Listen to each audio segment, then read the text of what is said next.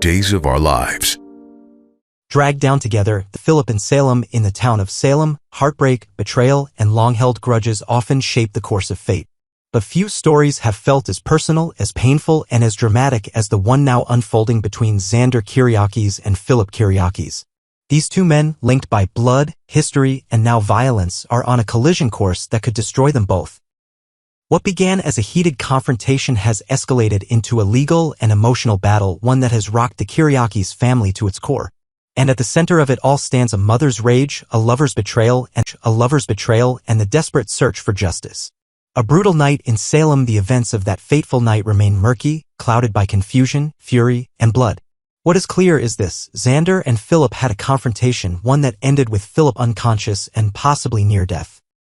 Internal injuries are suspected, and doctors fear they may be life-threatening. Some say it was self-defense, others whisper that it was vengeance. But whatever the truth, the outcome has sent shockwaves through Salem. Kate Roberts, Phillip's fiercely protective mother, was quick to respond. As any parent would, she demanded justice. To Kate, there was no doubt Xander tried to kill her son. And for that, she would stop at nothing to see him behind bars. "He won't walk away from this," she reportedly vowed to anyone who would listen. And when Kate makes a promise, people know better than to doubt her. Xander's fall from grace. For Xander Kiriakis, life has been unraveling fast. Once a man clawing his way toward redemption, fighting to become a better father, a more trustworthy partner, and a stable presence in Victoria's life, he now finds himself spiraling.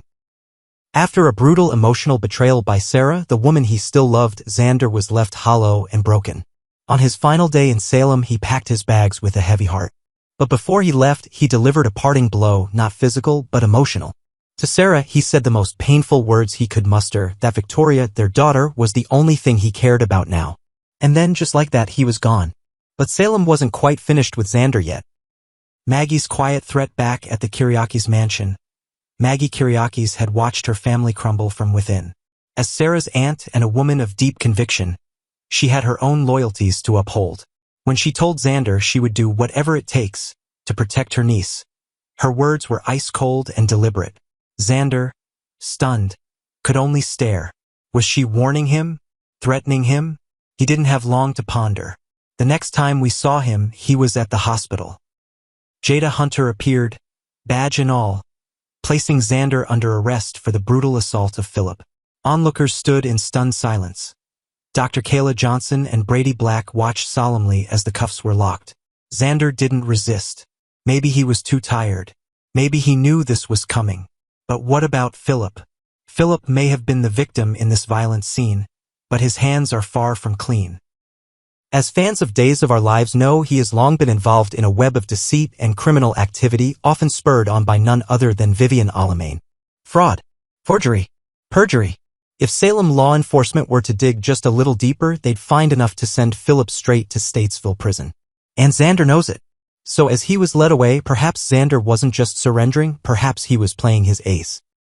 Because if Kate wants her son's attacker to rot in a cell, she'll have to reckon with a terrifying truth. If Phillip wakes up and speaks the truth, he could implicate himself and land behind bars, too. Kate's impossible dilemma now. Kate faces a mother's worst nightmare, the prospect of losing her son not to death, but to prison. Her righteous fury against Xander is still burning, but it's now complicated by fear. Fear that any move she makes against Xander could backfire and expose Phillip's crimes. Behind closed doors, whispers in Salem suggest that Kate has already tried to influence the investigation, attempting to shield Phillip from scrutiny. But she's walking a tightrope. If Xander decides he has nothing left to lose, he could drag Phillip down with him. After all, what reason does he have to protect a man who contributed to his downfall? What makes this even more devastating is that, under different circumstances, these two men might have found understanding. Phillip, aware of Xander's heartbreak, might have offered comfort. In the past, they've shown flickers of brotherhood. But now, with charges flying and secrets surfacing, any chance of reconciliation seems lost. Two men, one cell block? Imagine it. Phillip finally awakens, bruised but conscious. The police arrive, ready for answers. Will he lie to protect himself? Will he accuse Xander outright, knowing the legal consequences? Or will he try to strike a deal? Stay silent in exchange for Xander's silence? But if Xander is truly broken, if he's truly done with trying to be the better man, he might not keep quiet. He might just take Phillip down with him, ensuring that the next time the prison gates slam shut, they'll do so behind both of them. And that's Kate's nightmare come true. What happens next? In Salem, justice is rarely clean or simple. Loyalty and love twist around truth like vines on a crumbling wall. Everyone has something to lose and something to hide. Will Kate find a way to punish Xander without condemning Phillip? Can Xander forgive those who betrayed him? Or will he seek revenge by dragging his former brother straight into prison beside him? And most haunting of all, can either of them survive the emotional wreckage that has torn their family apart? One thing is certain. The drama is far from over. Because in Salem, no secret stays buried and no enemy stays silent forever. A storm of heartbreak and heroism in Salem, Monday, May 26th. If there is one truth about life in the little fictional town of Salem, it is that calm never lasts for long. Just when residents begin to feel the faintest breeze of peace, a gale of drama sweeps in and turns routines upside down. On Monday, May 26th, that swirling storm touches every corner of town now. From the corridors of Salem University Hospital to the stately halls of the Kiriakis mansion, dragging families, friends, and longtime rivals into fresh heartache and unexpected heroism. What follows is a detailed, leisurely stroll through the day's most important events, written in an easy, conversational style for those of us who prefer a clear, unhurried explanation of who did what and why it matters. 1. The shadow hanging over Salem residents are still reeling from recent news about John Black, played by Drake Hodgson. John, ever the devoted operative for the ISA, International Security Alliance, had only just returned from one mission when duty called again. Instead of heading straight home into Marlena's waiting arms, he decided to lend his experience to an urgent rescue plan, bringing back a so-called miracle drug that might save the life of beloved Bo Brady, Peter Reckel. John's team included longtime friend Steve Patch Johnson, Stephen Nichols, Bo's daughter-in-law Hope Williams Brady, Christian Alfonso, and Bo's own son, Sean Douglas Brady, Brandon Beamer. The foursome succeeded in retrieving the drug from far-flung enemies, but they paid a terrible price. Somewhere in that final confrontation, John was gravely injured. So badly, in fact, that he now lies unconscious, fighting a battle that even Salem's best doctors might not win. 2. Kayla's fight to save a friend inside the hushed ICU ward. Dr. Kayla Johnson, Mary Beth Evans, leads the medical team. Kayla is no stranger to impossible odds, yet as she reviews John's test results, her shoulders slump with worry. The head injury is severe. There is internal bleeding. Modern medicine can do wonders, but even miracles have limits. For viewers who may not remember, Kayla and John share decades of history, some turbulent, much of it affectionate. That bond now fuels her determination. She orders additional scans, consults with specialists, and refuses to leave John's bedside for more than a few minutes at a time. Every soft beep of the monitor seems to echo her unspoken promise: I won't let you go without a fight. 3. Marlena's circle of support just down the hall. Dr. Marlena Evans, Deidre Hall, stands at a window watching the sun rise over Salem. Her face is calm, but her eyes betray sleepless nights. She has faced kidnappings, possessions, and more resurrections than she cares to count, yet nothing feels as frightening as the possibility of losing John for good. Fortunately, Marlena is not alone. Their children have gathered like a protective circle. Brady Black, Eric Martsolf, always the steady eldest, brings coffee and quietly organizes phone chains so family friends stay informed. Belle Brady, Martha Madison, listens intently, offering legal advice should the family need to battle insurance hurdles or outside interference. Paul Narita, Christopher Sean, arrives from out of town on the first available flight, willing to give blood, donate time, anything to help. Watching her children rally, Marlena feels both gratitude and sorrow. Your father would be proud, she whispers, squeezing Belle's hand. That simple sentence, though spoken softly, carries decades of shared memories and the hope that there will be many more memories still to come. 4. Steve Johnson sings a hero's praises while Kayla works and Marlena hopes. Steve Johnson stands in the chapel, head bowed. When a nurse approaches to ask if he needs anything, Steve straightens and clears his throat. I've seen John face danger that would send other men packing, he says, voice gravelly with emotion. If anyone can come back from this, it's him. Later, Steve repeats that same sentiment to reporters gathered outside the hospital. He wants Salem and perhaps the whole soap-watching world to remember John as more than a patient in a bed. He is a hero, Steve insists, and heroes deserve our prayers. 5. Across town, Maggie's protective fury. While the hospital fills with tension and tears, the Kiriakis mansion crackles with a different kind of energy, cold, barely restrained fury. Maggie Kiriakis, Suzanne Rogers, paces the marble foyer, her normally gentle expression sharpened by worry and anger. Recent events involving her son-in-law Xander Kiriakis, Paul Telfer, have pushed Maggie past her limit. Here's what happened. Maggie discovered that Xander brutally attacked Phillip Kiriakis, Jean-Paul Lavoisier, beating him so savagely that Philip's life, too, now hangs in the balance. Maggie's immediate concern is her infant granddaughter, Victoria, played by the Kerr twins. Victoria deserves a safe, stable upbringing, not a family torn apart by violence. So Maggie promises first to herself, then aloud, that she will do whatever it takes to protect the child. Those 3 words ring through the mansion like church bells on Judgment Day. 6. Xander's world comes crashing down. No one has ever accused Xander of being level-headed. Passion rules him, sometimes for the better, often for the worse. This time, passion curdled into rage. He discovered that his wife Sarah Kiriakis, Lindsay Godfrey, helped Phillip forge a letter that painted Xander in a terrible light. Sarah believed she was protecting her brother. Xander believed he was being betrayed. The 2 views collided, leaving Phillip bloodied and Xander branded as a monster in Maggie's eyes. What Xander never predicted, what perhaps even longtime viewers didn't see coming, was that Maggie would call the police herself. When the doorbell rings and Detective Jada Hunter, Elia Cantu, steps inside, cuffs at the ready, Xander's bravado cracks. He tries to argue, but his split knuckles and Phillip's CT scan photos speak louder than words. Before he can process the moment, Xander is led out under arrest, facing charges that could keep him locked away for years.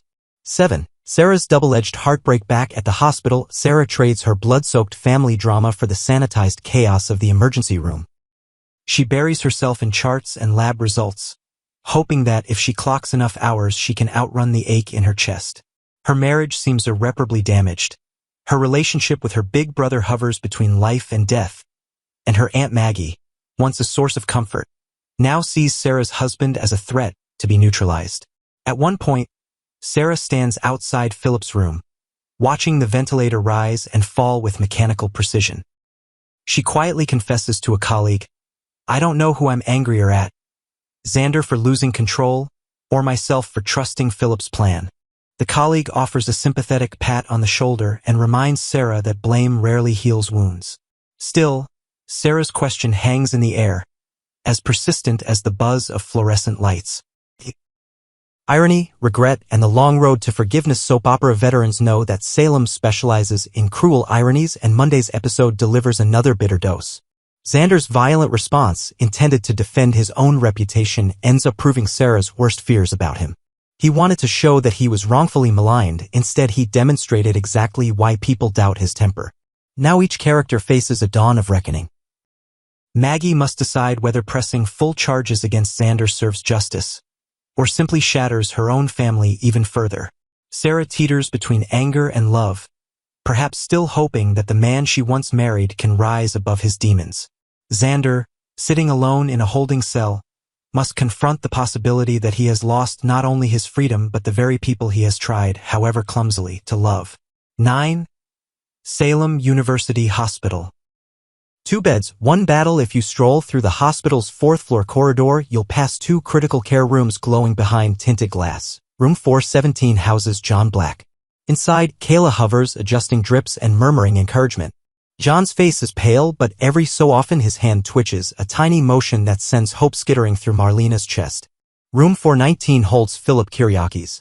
Machines beep, nurses monitor.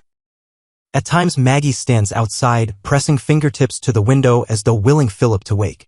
Down the hall, Sarah squeezes in brief visits between shifts, whispering, "Come back to me. We still have so much to fix." These parallel scenes highlight Salem's latest cruel symmetry: 2 families fractured by violence, 2 lives suspended, and an entire town waiting to see which way the fates will lean.